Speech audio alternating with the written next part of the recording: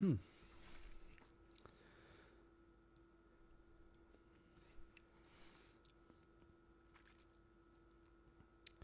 Good day. Welcome to the Tuesday live stream. I hope everyone is doing well.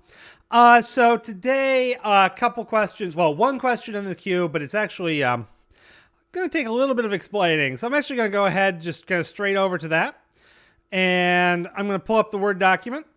And so this is a question about pi and sigma bonds, specifically with respect to Lewis structures. So these images are coming from our friends over at Kim Libra Tex, always a nice resource. And so when we're dealing with pi and sigma bonds, let's kind of first look at what these guys are. So this is going to be ethene. So this is going to be C2H4. And so it's got a double bond between the carbons, and it has single bonds to the hydrogens. And you always get single bonds to the hydrogens. Well, when we look at this guy, what's going to end up happening is the orbitals around the carbon. So you remember you've got your s and your 3p orbitals in the valence shell of the carbon. It doesn't have access to d orbitals in that particular valence shell because it's in the second period. So with this guy, you're going to hybridize the orbitals. So we can blend the s orbital with two of the 3p orbitals. We're going to keep one p orbital in reserve, and that's going to allow us to make the second bond in our carbon. So we're going to blend those together. We get what are called sp2 orbitals. So this is going to be, the hybridized an S and two P. So you get three sp2 orbitals. We're dreadful at naming. These are completely unoriginal names, which is, sometimes really, really good. And so these will directly overlap with the orbitals for the hydrogen, and these will form new molecular orbitals. This is kind of not really showing the forming the new molecular orbital, but it kind of is. Okay, so the ones with the hydrogen, the sp2 orbital, which once again, this is kind of your hybrid orbital, is going to be forming with the hydrogen. And this new molecular orbital, we call this a sigma bond. And this is where the electrons are hanging out effectively in between the two nucleuses. So they're hanging out between the hydrogen and the carbon, and they're kind of in the middle there. And so we're going to get one between the carbons and the carbons, and the carbon in each of the hydrogens. So we've got ourselves a bunch of sigma bonds. So when I look at the Lewis structure, I can simply go every single bond, that's going to be a sigma. For most molecules that you'll really ever run into, there's some weird ones, don't get me wrong, it's not 100%. But basically for everything you'll ever normally see, you're going to be looking at really your standard, your first bond as being a sigma. So that's a sigma, there's one bond. One of my two bonds here is a sigma. Now, the other one's going to be a pi bond, and the pi bond is going to utilize these p orbitals, and it's going to kind of go above and below the plane of the molecule. So here we got kind of the plane of the molecule, and we got the pi orbitals, the p orbitals sticking above and below the plane. This is partially why it goes two-dimensional. Once you get a double bond for every second bond, so either a double bond or a triple, for every one that becomes a pi bond, you lose a dimension. So now all of a sudden this is now a two-dimensional molecule because the p orbitals are sticking above and below the plane, and then those overlap and those form a pi bond. So when I'm looking at this guy, I can look at every bond between two atoms in addition to the sigma bond is a pi. So I've got two bonds here. One is a sigma, one is a pi. Now there's no like this one's the sigma, that one's the pi, or vice versa. It's just simple. I've got two bonds. One bond can be sigma, and it's virtually always going to be. Once again, there are exceptions, especially when dealing with transition metals. But dealing with, kind of nice carbon-based stuff, nice organic, which is usually what you're dealing with Lewis structures with anyhow, is probably going to be a carbon-based. Then one of the bonds is sigma, and then all of the other ones between the same two atoms is going to be pi. So in this case, I've got five sigma bonds, 1, 2, 3, 4, 5, and then one pi bond because it's the second bond between the two.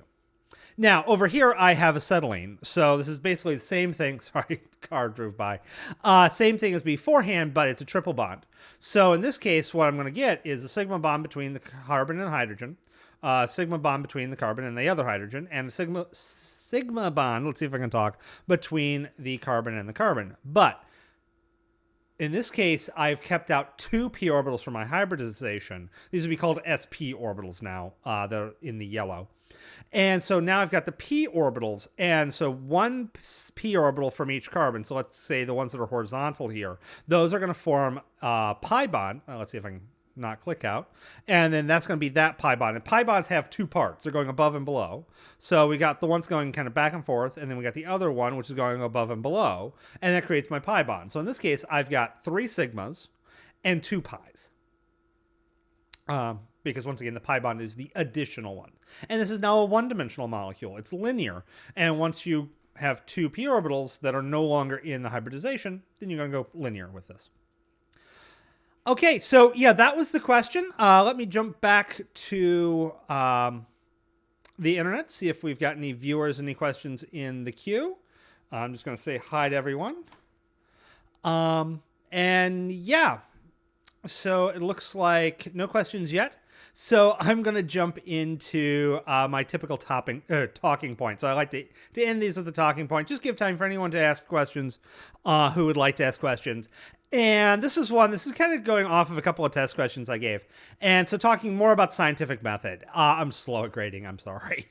Anyways, so one thing I see a lot when I'm reading questions is answers that assume malintent. So it's like, people covering this up or cherry picking answers because they're trying to deceive, etc. And that happens. I mean, that does happen. There's a very famous case study what was that? I think it was one of the medical journals. I can't remember which. But there was a review article which was showing that, hey, we've reviewed all these literature on heart attacks and heart disease. And we had known that this was in the 60s. And we had known that in the last 50 years, so, since like 1910 or so, the amount of heart disease had gone up through the roof. And so it was clearly something different about the American lifestyle. And of course, if you go between 1910 and 1960, it's like, what changed? Everything. And so it was like, okay, we think it is increase in fats.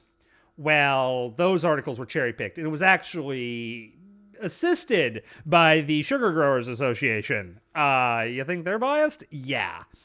So in later research, it really looks like what was changing was the amount of processed sugars, and that was really causing a lot of the problems. Don't get me wrong, you don't really want to go, eat a lard sickle, but it was not really the prevalence of the fat as much as it was the prevalence of simple sugars.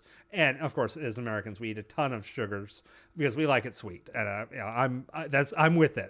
That's me and the we. I love sweet stuff.